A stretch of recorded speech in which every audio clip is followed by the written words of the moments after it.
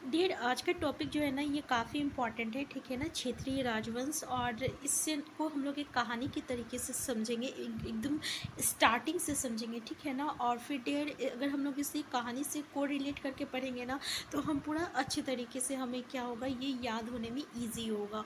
तो अगर आप हमारे चैनल में नए हैं तो सबसे पहले आप हमारे चैनल को सब्सक्राइब कर लीजिए, और अगर वीडियो पसंद आएगा तो प्लीज़ लाइक और शेयर करना मत भूलिएगा डियर, क्योंकि इससे हमें मोटिवेशन मिलती है।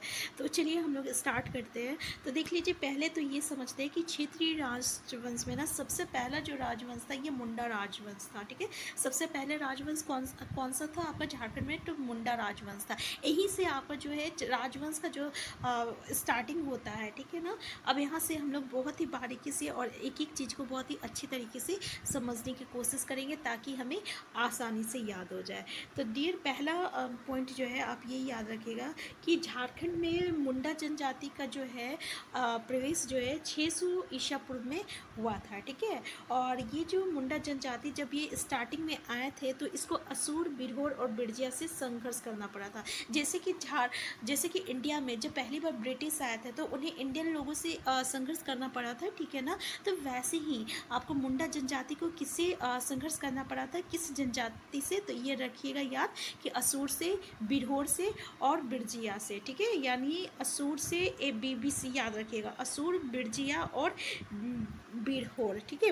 ABB याद रखिएगा। यानी जब वो आए थे स्टार्टिंग में तो उनको असुर से और बिरहोर से और बिरजिया से संघर्ष करना पड़ा था। तो डियर, इससे संघर्ष करने के बाद वो जो है एक जनजातीय शासन पद्धति को जन्म दिया, यानी वो अपना एक शासन को स्टार्ट किए, और उसी को क्या कहते हैं हम लोग, खुटखट्टी प्रथा कहते हैं या प्रहा पंचायत कहते हैं, प्रहा पंचायत प्रथा। तो याद रखिएगा कि इन्हें संघर्ष होने के बाद जो सफल मिला, जैसे कि ब्रिटिश जो है आपके इंडिया में पूरी तरह से वो सेटल्ड हो गए, ठीक है ना। यानी वो उसमें वो सक्सेस हो गए। उसी तरह इनको जब सक्सेस मिला तो वो अपना एक जनजातीय शासन पद्धति को जन्म दिया था, और उसी को ना खुटखट्टी प्रथा कहते हैं और प्रहा पंचायत कहते हैं, ठीक है। तो इसमें हम लोगों को ये पता चला कि सबसे पहले झारखंड में मुंडा जनजाति आया था जो कि 600 ईसा पूर्व में आया था, और पहली बार ये जब आया तो इन्हें असुर के साथ, बिरहोर के साथ और बिरजिया के साथ जो है संघर्ष करना पड़ा। उसके बाद उन्होंने जो जनजाति शासन पद्धति को जन्म दिया, जिसे खुटखट्टी या प्रहा पंचायत करते हैं, ठीक है। नेक्स्ट पॉइंट ये है डियर कि मुंडा जो है ये झारखंड के प्रथम जनजाति थे। कैसा, कौन थे, प्रथम जनजाति थे। तो क्वेश्चन में आएगा कि झारखंड के प्रथम जनजाति कौन थे, तो मुंडा जो लोग थे ये झारखंड के प्रथम जनजाति थे जिन्होंने राज्य निर्माण की प्रक्रिया को आरंभ दिया, जिन्होंने झारखंड का प्रक्रिया को आरंभ किया। तो सबसे क्वेश्चन में अगर आएगा कि किसने झारखंड के निर्माण की प्रक्रिया को आरंभ किया, तो याद रखिएगा कि मुंडा जो है झारखंड की निर्माण की प्रक्रिया को आरंभ किया, क्योंकि मुंडा ही जो है ये झारखंड की प्रथम जनजाति है, ठीक है। क्लियर हो गया यहाँ तक। नेक्स्ट है आपका कि मुंडा जनजाति की प्रसिद्ध आदि पुरुष ऋषा मुंडा ने, अब डियर ये मुंडा, अब कोई तो होगा ना जो स्टार्टिंग किया होगा, ठीक है। तो वो आदि पुरुष, उसको हम लोग क्या कहेंगे, उस इंसान को आदि पुरुष बोले, ठीक है। और वो कौन है आपका डियर, वो कौन है, उस इंसान का नाम क्या है, तो उस इंसान का नाम है ऋषा मुंडा, जिन्होंने राज्य निर्माण की प्रक्रिया को शुरू किया था, जिन्होंने झारखंड की निर्माण की प्रक्रिया को स्टार्ट किया था। और उसने जो राज्य का नाम रखा था वो क्या था, सुतिया नाखंड था।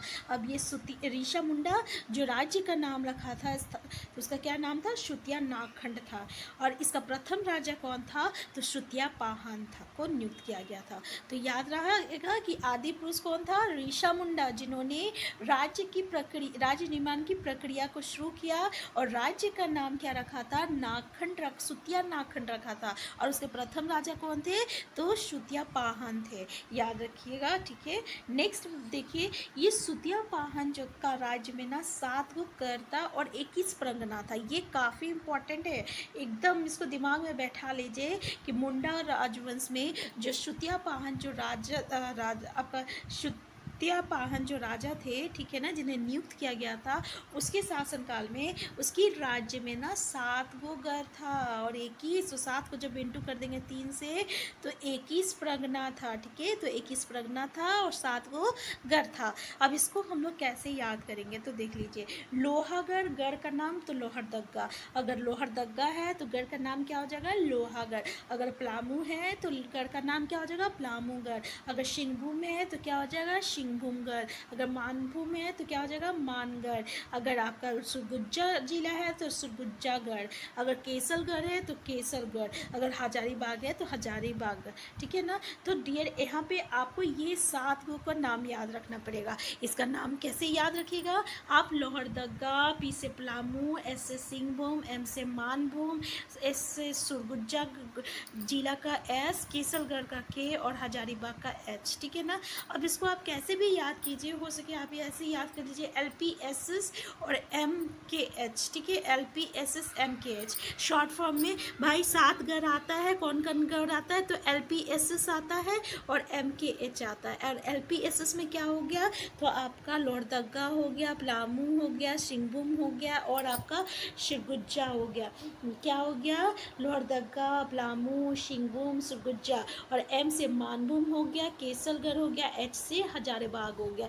तो देखिए, याद करने में ना अगर एक एक चीज़ याद कीजिएगा काफ़ी डिफिकल्ट हो जाता है, तो कभी कभी हम लोग थोड़ा सा कुछ कॉर्ड वर्ड बना देते हैं। अगर इतना याद करने में टिपिकल हो रहा है तो बस हम लोग LPSS अगर एक बार हम लोग देखेंगे ना तो याद हो जाएगा, MKH, ठीक है। तो आपका इसका फुल फॉर्म को अच्छे से देख लीजिएगा, आपको ये याद होने में ना ज़रा सा भी प्रॉब्लम नहीं होगा और कन्फ्यूज़न नहीं होगा। सबसे बड़ी बात है कन्फ्यूज़न नहीं होगा, ठीक है।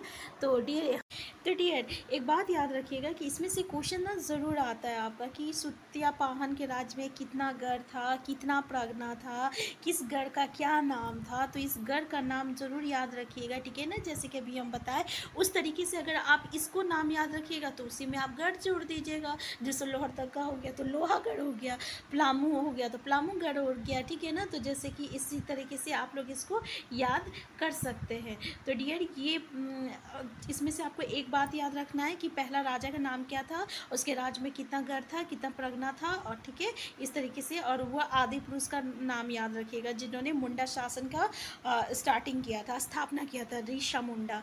अब देखिए डियर, नेक्स्ट इंपॉर्टेंट टर्म यह है कि सुत्यापाहन का जो उत्तराधिकारी राजा है मदरा मुंडा, कौन था, मदरा मुंडा था, ठीक है। जिसे मुंडा राजवंश का अंतिम राजा भी कहा जाता है। और डियर ये जो सुत्यापाहन का उत्तराधिकारी मदरा मुंडा, ये जो था आपका ना, ये मुंडा राजवंश का कौन था, अंतिम राजा था। अब मदरा मुंडा का कोई भी बेटा नहीं था, यानी अपना कोई भी उत्तराधिकारी नहीं था, अपना कोई बेटा नहीं था। तो ये क्या किया था ना, एक गोद ले लिया था जिसका नाम क्या था, फनी मुकुट राय था, ठीक है। और यही फनी मुकुट जो है ये आगे चलकर क्या किए थे ना, आपका मुंडा राजवंश को खत्म करके एक नया राज का स्थापना किया था और जिसका नाम क्या रखा था, नागवंश रखा था। तो ये अब के बाद क्या होता है कि मुंडा राजवंश जो है ये खत्म हो गया और इसी को और यही क्या स्थापित किया, एक नया राज का स्थापना किया जिसका नाम क्या था, नागवंश था। तो डियर यहाँ पे मुंडा राजवंश से रिलेटेड जितनी भी चीज़ आते हैं ना, ये सारा चीज़ें यहाँ पे हम लोग कंप्लीट कर चुके हैं इस वीडियो में। अब नेक्स्ट वीडियो में हम लोग डिस्कस करेंगे नागवंश के बारे में, ऐसे ही एकदम कहानी की तरह, जिससे कि हमें बहुत ही ईजी तरीके से याद हो जाए। तो डियर अगर आप हमारे चैनल में नए हैं ना, तो सबसे पहले आप हमारे चैनल को सब्सक्राइब कर लीजिए और अपने फ्रेंड के साथ शेयर कर दीजिए ताकि इससे हमें मोटिवेशन मिले। और प्लीज़ अगर आपको और भी कुछ इसमें डाउट है तो आप हमें कमेंट बॉक्स में ज़रूर कमेंट कर सकते हैं। और हम फिर मिलते हैं नए वीडियो में, तब तक के लिए आप स्वस्थ रहिए, खुश रहिए और अपना ख्याल रखिए।